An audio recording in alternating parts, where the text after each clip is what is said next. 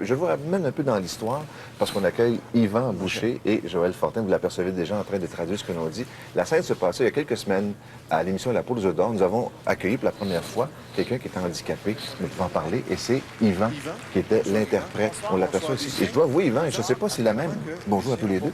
Je ne sais pas si c'est la même réaction que l'on voit chez le public. Quand on m'a dit il y a une personne qui va t'accompagner l'interprète, j'ai eu des petites craintes. Je me demandais comment ça allait se passer et finalement, ça a été un des très beaux moments de télévision. Je suis pas surpris. Il y a beaucoup de monde qui ont des appréhensions lorsqu'une personne sourde arrive dans un cabinet de médecin ou peu importe, selon les circonstances où on est appelé à travailler. Mais un coup que l'interprète commence à interpréter simultanément puis que le professionnel de la santé ou en l'occurrence vous, l'animateur, voyez que la communication passe bien, bien, après ça, les appréhensions s'estompent puis ça va bien à ce moment-là par la suite. Ça va vite et Joël tient le rythme. Ah oui, elle va interpréter de façon simultanée tout ce qu'on va dire. Et tous les deux, vous êtes au service de Civet? Du service d'interprétation visuelle et tactile de Civet, c'est ça. Et ça, c'est celui qui règle un vaste territoire près de Montréal. C'est 4 régions administratives, Montréal, Laval, Laurentides et Montérégie, mais il existe des services régionaux d'interprétation comme le Civet un peu partout en province. Qui ne s'appelle pas nécessairement le Civet, mais qui offre sensiblement les mêmes services. C'est ça, c'est un service d'interprétation, puis les acronymes, bon, selon le nom de la région. Est-ce que c'est connu? Est-ce qu'on l'utilise? Les services d'interprétation sont utilisés à Montréal. Je peux parler pour Montréal. Il manque des interprètes, malheureusement. C'est un métier qui est relativement quand même assez jeune. Ça fait quoi, à peine 10 ans, 11 ans que le service d'interprétation visuelle de Civet qui existe. Donc, à l'époque, quand j'étais jeune, mes parents, lorsqu'ils avaient besoin des services d'interprétation, il n'y en avait pas. Donc, ils sollicitaient le plus vieux de la famille, en l'occurrence moi. C'était Yvan, le plus vieux de la famille. Et voilà. Donc, c'est une histoire familiale. Oui, tout à fait. OK. Tout à fait. Vos parents, tous les deux, sont...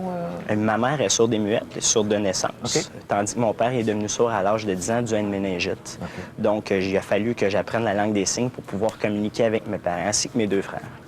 Je vais vous demander de changer de rôle un petit peu. Oui. Joël, vous, votre histoire, ça remonte... Comment êtes-vous devenu interprète? Moi, c'est un ami d'enfance qui est sourd, donc c'est avec lui que j'ai appris la langue des signes. À partir de quel âge? 5 ans. 5 ans? Oui. Alors que Yvan, lui, c'est à partir de... Bon, à partir de 3-4 ans, là. C'est incroyable comment vous pouvez alterner sans qu'il y ait de coupure dans le dialogue. J'ai l'impression qu'on écoute et qu'on traduit simultanément. C'est de façon simultanée, tout à fait. Je parlais de votre territoire tantôt, il est quand même assez vaste. Ça fait beaucoup de monde. Très vaste, oui. Je crois que c'est le territoire le plus vaste comparativement aux autres services d'interprétation, mais là, je m'avance, mais je suis sûr de rien. Mais c'est quand même un territoire assez vaste, puis on cherche des interprètes. Est-ce que n'importe qui peut devenir interprète? Bien, n'importe qui. Quelqu'un qui est visuel plutôt qu'auditif va avoir plus de facilité à apprendre une langue visuelle telle que la langue des signes pour personnes sourdes, comparativement à une langue qui est parlée comme l'espagnol ou le français. C'est quelqu'un de plutôt d'auditif qui va avoir plus de facilité à apprendre cette langue-là. Mais n'importe qui. Quelqu'un qui a la motivation peut très bien apprendre la langue des signes, même s'ils ne sont pas issus de familles de parents sourds tels que Joël ici présent. On sait très bien que quand on parle beaucoup, il y a une certaine forme d'épuisement. Et quand on s'était revus, il n'y a pas si longtemps, au Salon de la Santé sur la Rive-Nord, vous étiez 2, vous avez pris une petite pause. Est-ce que c'est souvent le cas? Bien, lorsqu'on est appelé à travailler dans un contexte où c'est des tables de concertation, des conseils d'administration, des conférences telles que le Salon de la Santé, il y a 3 semaines à Sainte-Thérèse, je crois, et on fait des rotations 20 minutes parce qu'à un moment donné, il arrive un épuisement autant psychologique que physique.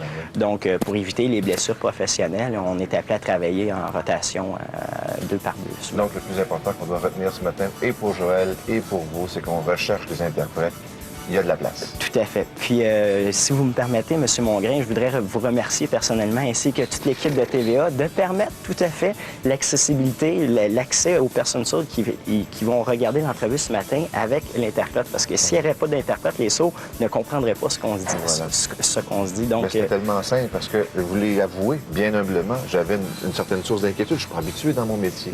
Mais la façon dont ça a été livré, ça a été vraiment, comme je le disais tantôt, un très beau moment de télévision. Merci beaucoup, Yvan. Ça me fait plaisir, M. Merci beaucoup, Joël.